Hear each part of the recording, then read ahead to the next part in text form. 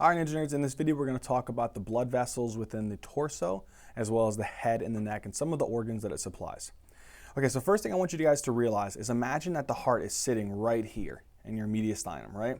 You see this vessel that's going straight up that I'm actually poking into? That's your ascending aorta. So the aorta is actually coming up out of the left ventricle, right? The blood is coming out of the left ventricle and up into this big artery here called the ascending aorta. You can kind of see that the aorta is kind of arching a little bit. Let me turn it in here for you a little bit here. If you can see here, you can tell that the aorta is arching a little bit. So it has a little bit of an arch. That's the aortic arch. Now off of the aortic arch, there's three really important vessels that come off of it in a successive order. So for example, the first one that comes off here is going to be this branch here. This is number 236, and it's specifically called the Brachiocephalic Artery. Okay, so again, off the ascending aorta, the first branch to come off is the Brachiocephalic Artery. The next one to come off, right after it, is number 249. This one is called the left common carotid artery, okay? Then after that, the third one is going to be 272, and that's the left subclavian artery. So real quick recap, brachiocephalic, left common carotid, left subclavian, all coming off of the aortic arch. Now you might be wondering, okay, well you said left common carotid, left subclavian, where's the right common carotid and the right subclavian? It's right here. The brachiocephalic artery branches and splits into two arteries. This one right here, number 241, which is the right common carotid artery. And then over here, let me turn it a little bit more so you guys can see it, is going to be 237. And that is going to be the right subclavian artery. Okay? So again, real quick recap, and then we're going to move upwards towards the head and the neck. Okay, so we got, again, ascending aorta, brachiocephalic artery, right here, aortic arch, brachiocephalic artery, left common carotid artery, left subclavian artery, and then again, off of the brachiocephalic artery, it branches into the right common carotid and the right subclavian. Okay, now what we're going to do is we're going to follow this blood upwards through some of these vessels. Specifically, we're going to follow it through the common carotids. So let's say that we take it up through this one, the left common carotid, 249. As we come up through the left common carotid, you can't see it in this model, but it splits into two vessels. One is the internal carotid artery, which supplies the circle of Willis. The other one is the external carotid artery.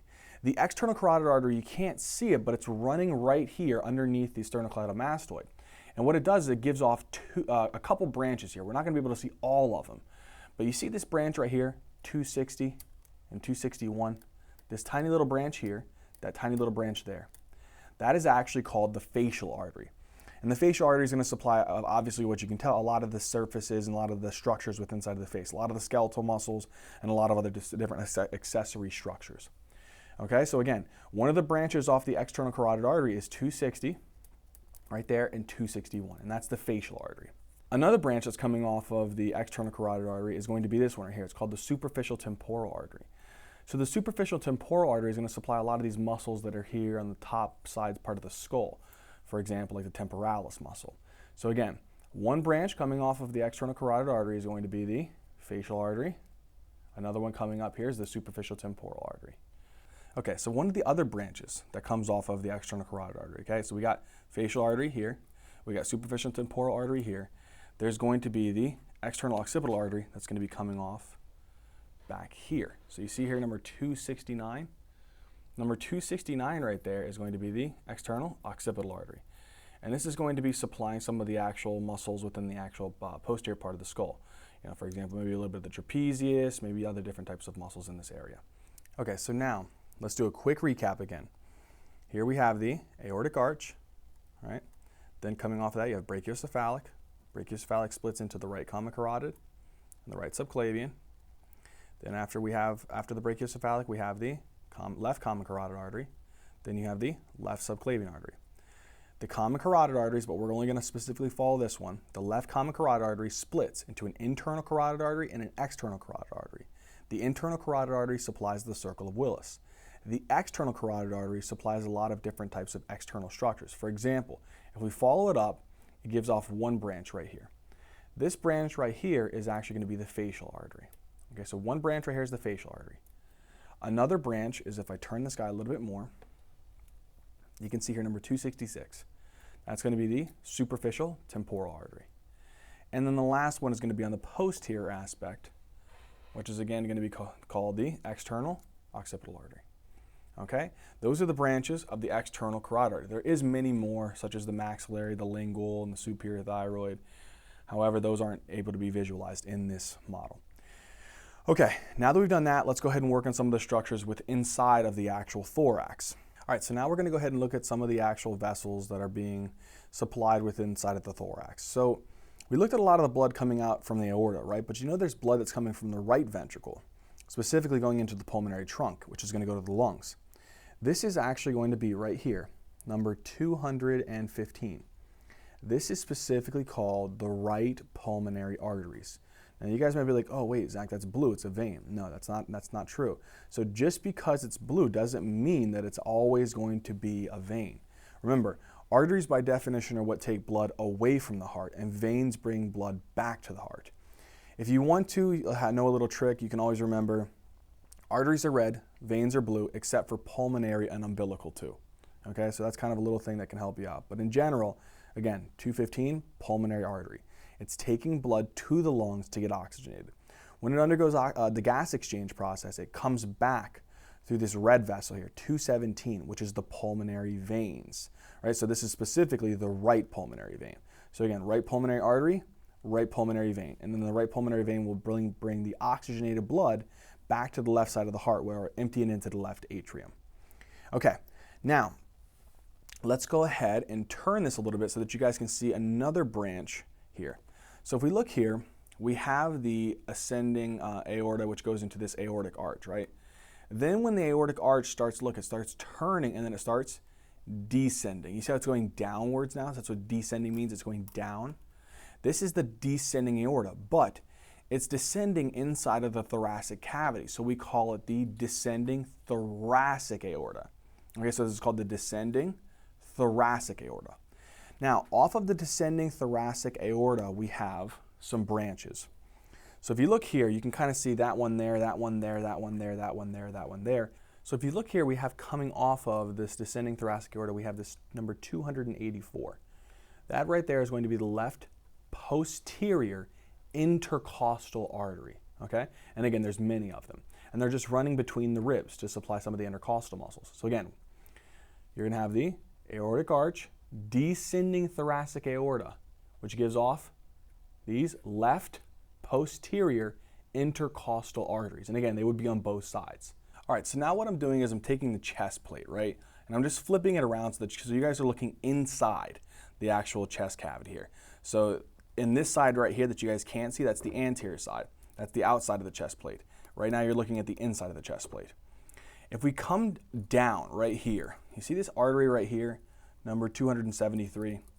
That guy right there is actually going to be the internal thoracic or the mammary artery, right? So, and specifically it's on the left side. So this is the left internal thoracic or mammary artery, and it goes all the way down, okay? And again, even down here too. So again, left internal thoracic or mammary artery. And again, look here, see this branch right there again, 274?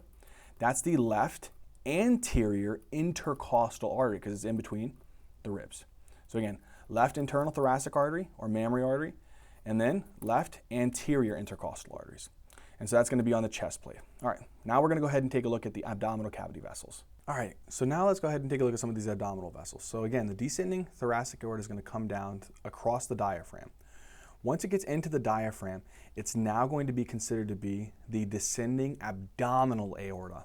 Okay, now let's go ahead and take a look at some of the vessels that are coming off of the abdominal aorta. So let's start up here first. So if we start right up here first, you're going to be able to see here this first vessel coming off. This is called the inferior phrenic artery. Okay, so this one right here is the inferior phrenic artery. It's going to go and supply the actual diaphragm. Then you're going to see another branch right there, the tiny little branch right there, which is going into this actual adrenal gland. That right there is called the right suprarenal artery or the right adrenal artery, okay? So again, first branch is the right inferior phrenic artery, which is going to go and supply the diaphragm. And then you're going to have the right suprarenal or adrenal artery, which is going to be supplying the adrenal gland. Okay, and then after that, let's see. You see this part right here? It might be a little tough to see, but it's 291. Imagine 291 as like a trunk. And off of that trunk is going to be 3 large vessels. The top one up here, the top piece right there, that right there is going to be the left gastric artery, okay? So again, this trunk here is the celiac trunk. But the first vessel to come off right up here is the the left gastric artery. Okay, celiac trunk, left gastric artery. Then another branch to come off the celiac trunk is right here, 296. That's called the common hepatic artery, okay? So you got the celiac trunk, coming off the top here is the left gastric, coming off the right here is going to be the common hepatic, and then 293 over here coming off of the celiac trunk is going to be the splenic artery, okay? So again, one more time.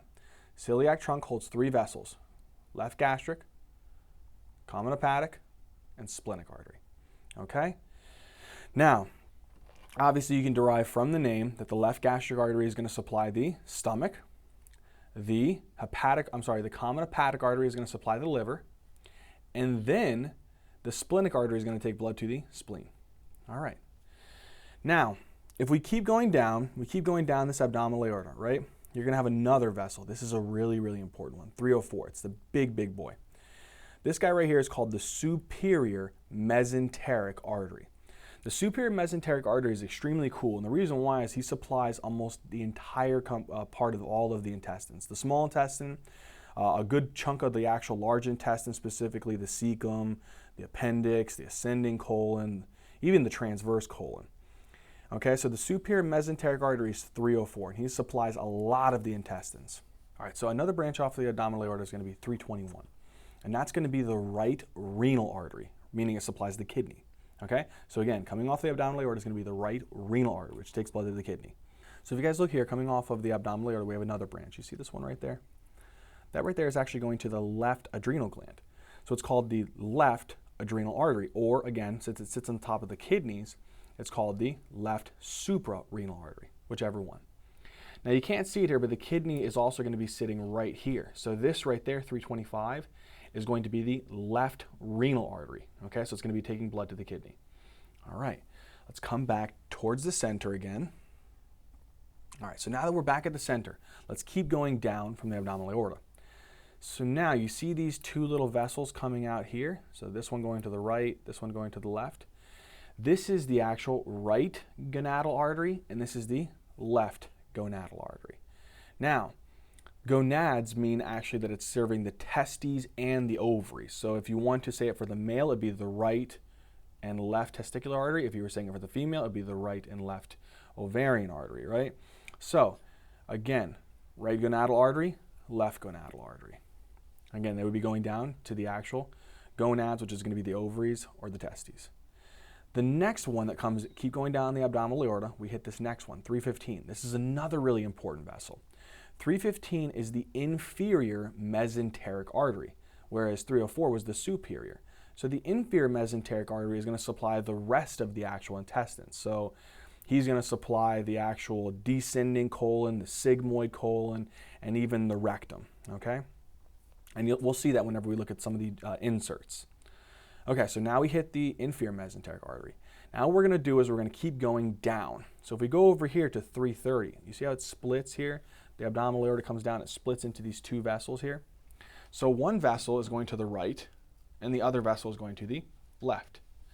330 is the right common iliac artery, okay?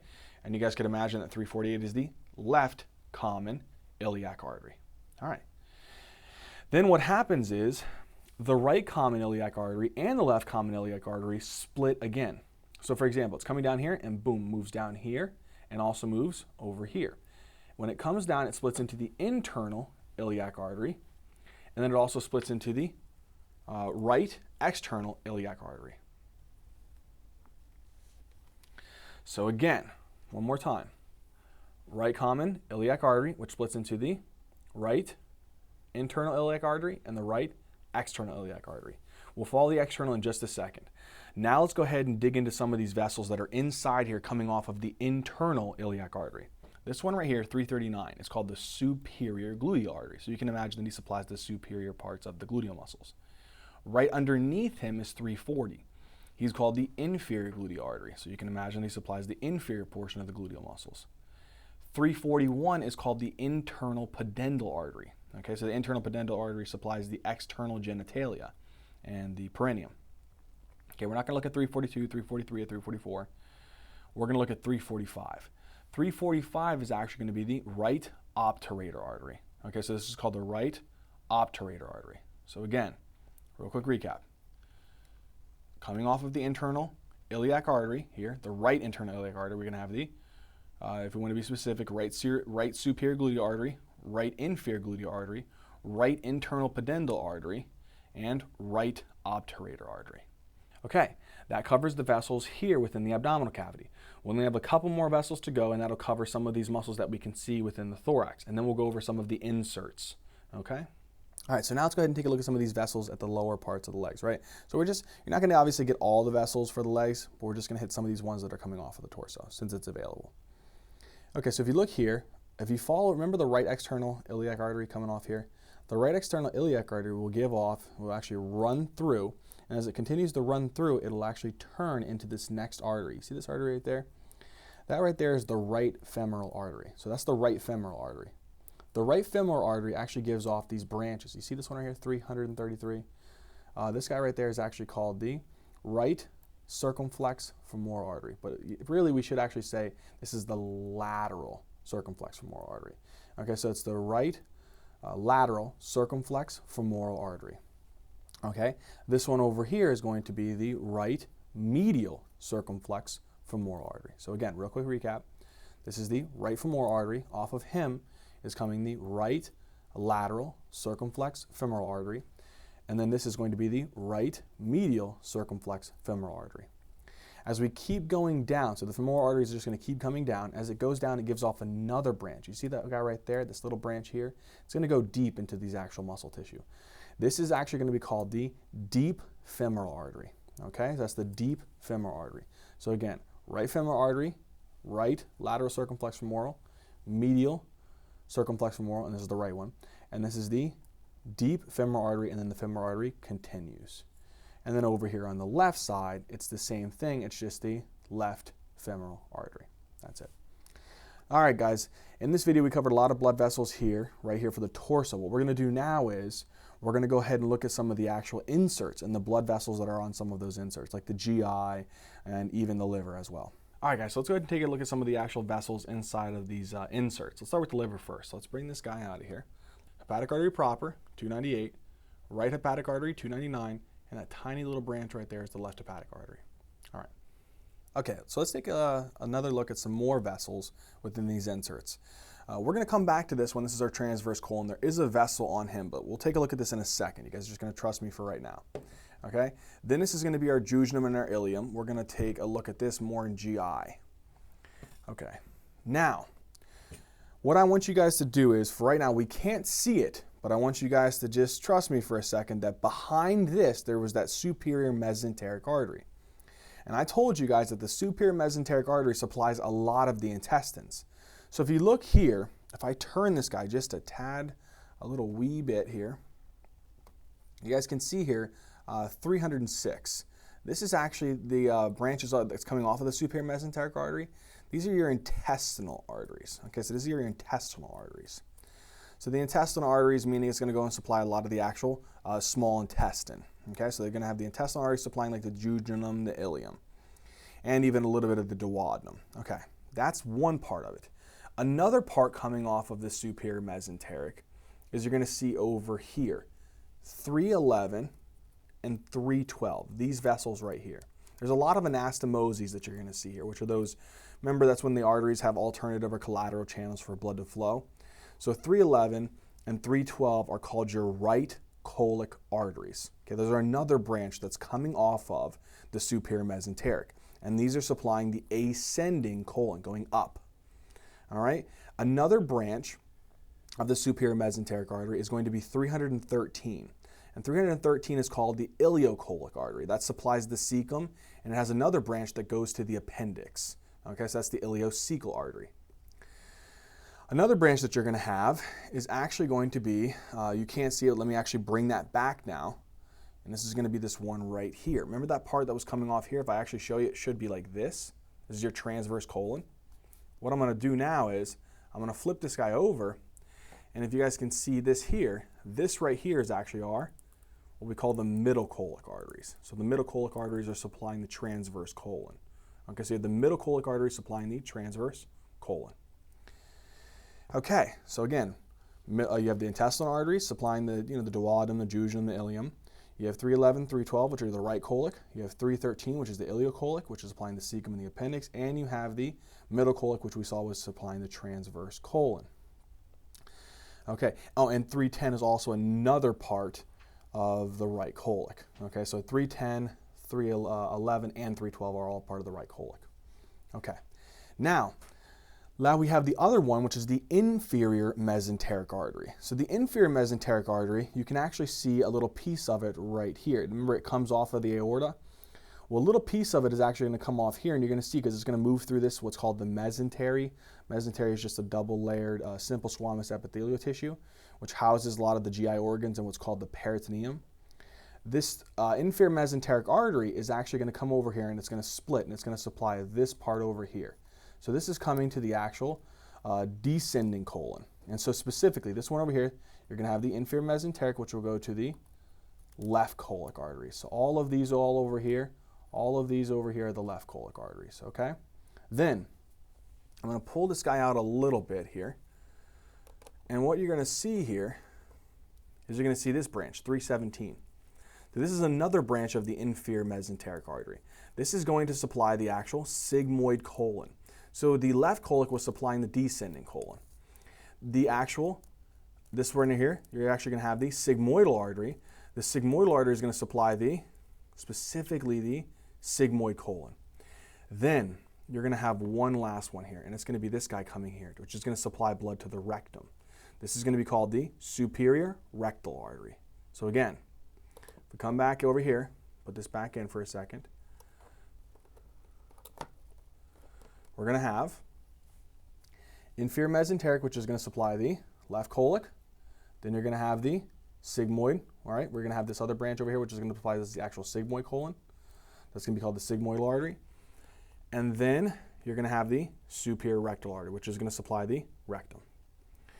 All right, now we have to cover a couple more vessels. It's going to be a little hard to see these guys in this view. But before we actually go and turn it around, I want to look at a couple more vessels. If you guys remember, we had this guy right here, 296. 296 was the common hepatic artery.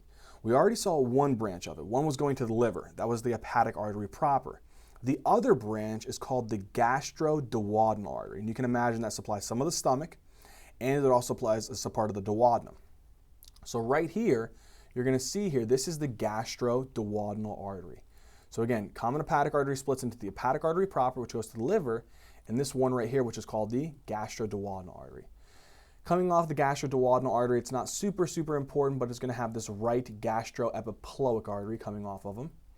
And then as you continue to go down, this actual gastroduodenal artery feeds down here into the superior pancreatic duodenal artery, and then into 309, which is the inferior pancreatic duodenal artery. And then this right here is just another branch of the intestinal arteries, which is again coming from the superior mesenteric. Okay, so again, common hepatic artery gives the hepatic artery proper, the gastroduodenal artery, which goes to the right gastroepiploic. As you go down, you go superior pancreatic duodenal, inferior pancreatic duodenal, and again, this is a branch of the intestinal arteries right there. Okay, that covers a lot of the arteries within the intestinal insert. We can see them in a little bit of a different way. If I turn it around real quick, you can kind of see a little look here. Another way of seeing this is just looking at it from the posterior aspect. So if you look here, 304 is actually what I was going to show you guys before. Remember that was the actual superior mesenteric artery coming off of the abdominal aorta? 315 down here in the bottom, we saw that in the anterior side, but that's the inferior mesenteric artery. We didn't see this one, but this is 297. 297 is actually going to go to the stomach, so it's actually called the left gastric artery. And then 294 is going to be going to the spleen, so this is called the splenic artery. So again, 297 is left gastric, 294 is going to be splenic, 304 is going to be superior mesenteric, and 315 is going to be the inferior mesenteric. Okay guys, that covers pretty much all the vessels for the actual intestinal inserts and the actual hepatic insert. I hope all of this made sense. I hope you guys did enjoy it. If you guys did, please hit the like button, subscribe.